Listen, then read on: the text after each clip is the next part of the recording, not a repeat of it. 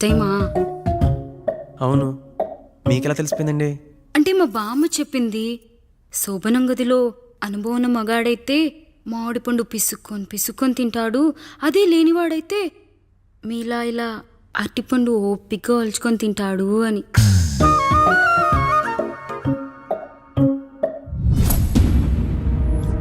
ఏంటవి? అవేంటో తెలీదా? ఫ్రెండ్స్కి పెళ్ళని చెప్తే హ్యాపీ బర్త్డే అనుకొని బెలూన్స్ ఇచ్చారు, ఫీల్ అవుతారు కదా అని 4 అక్కడ కట్టాను.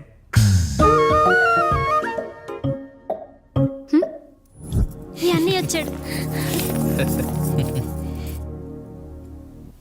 పిల్లల గదిలోకి వెళ్ళారా? వెళ్ళారండి. మీరెంత ఏంటి ఇంత రాత్రి అయినా ఇంకా పడుకోలేదా?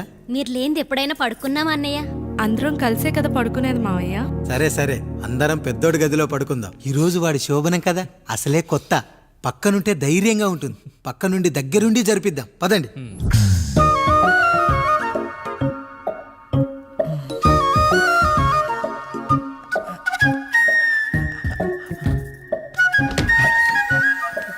కానివ్వండి రా, కానివ్వండి.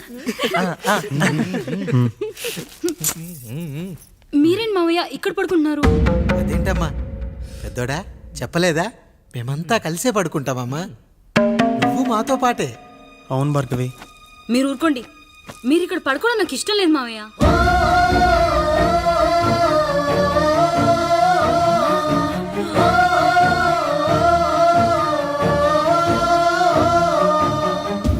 అదేంటమ్మా అలా అంటావు?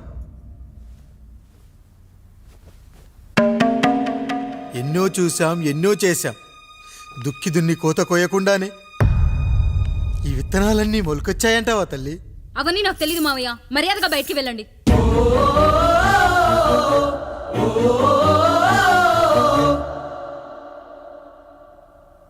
కనీసం ఆ మూలనైనా పడుకుంటామమ్మా. నువ్వైనా చెప్పరా పెద్దోడా? అంటే తను ఇబ్బంది పడుతుంది కదా నాన్న.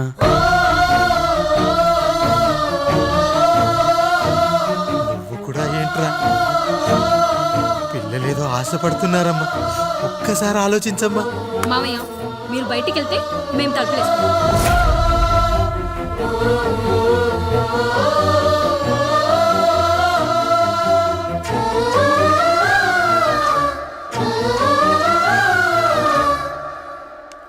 వేసుకోండి అమ్మా, వేసుకోండి. తలుపులు వేసుకోండి.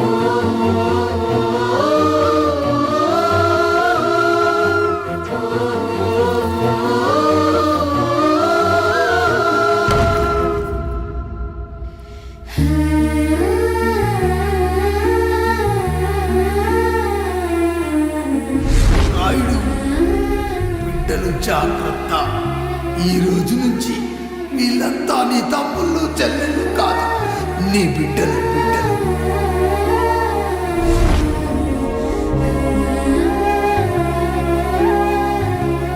జానకి, ఏమండి?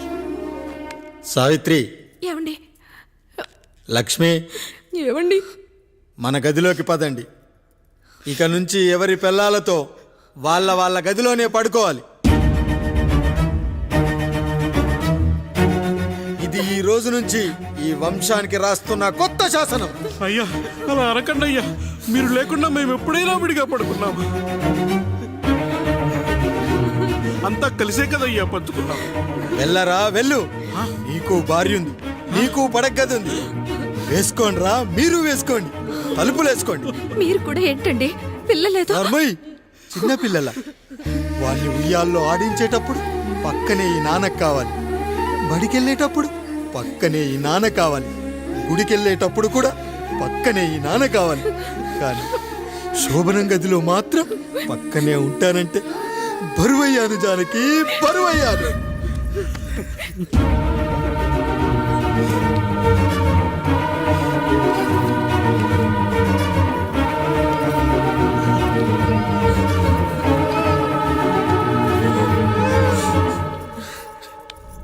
ఏంటండి ఇంకా అదే ఆలోచిస్తున్నారా?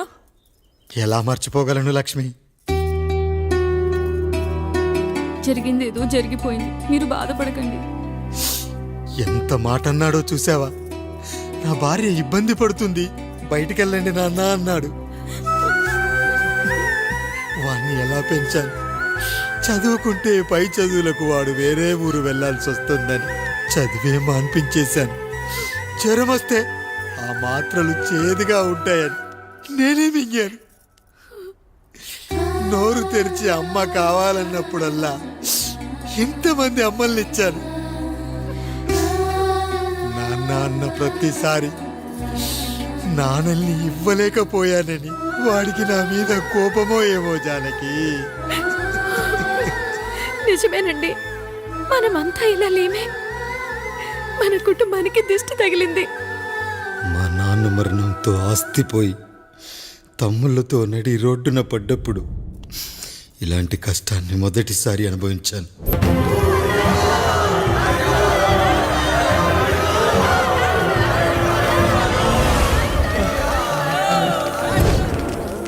ప్రజల్లారా, నా బిడ్డల్లారా, నా జీవితం మీకే అంకితం.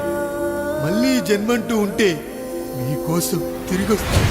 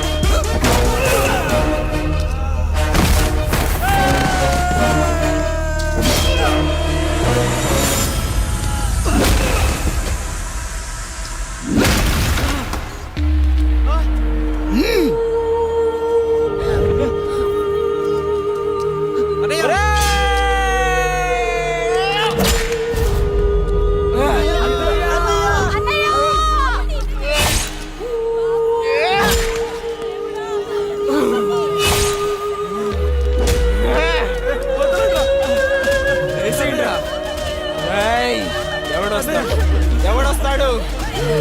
నిన్ను కాపాడటానికి ఎవడొస్తాడు? ఏసేట్రా?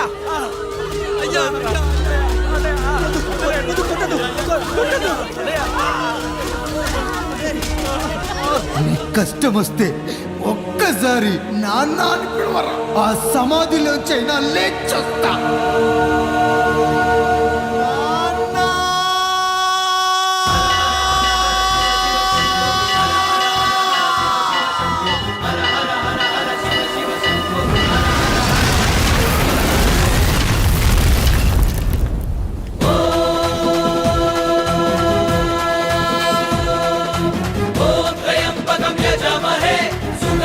पुष्टिवर्धनम् उर्वारुकमिव बन्धनात् मृत्योर्मोक्ष्यमामृतम्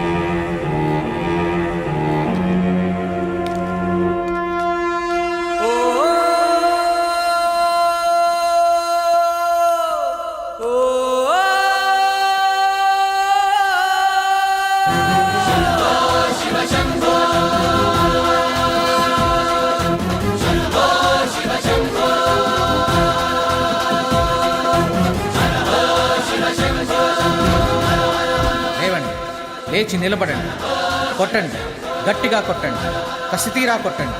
ఈ చిత్రంలోని నటులను, సాంకేతిక నిపుణులను ఎక్కడ పడితే అక్కడ కొట్టండి.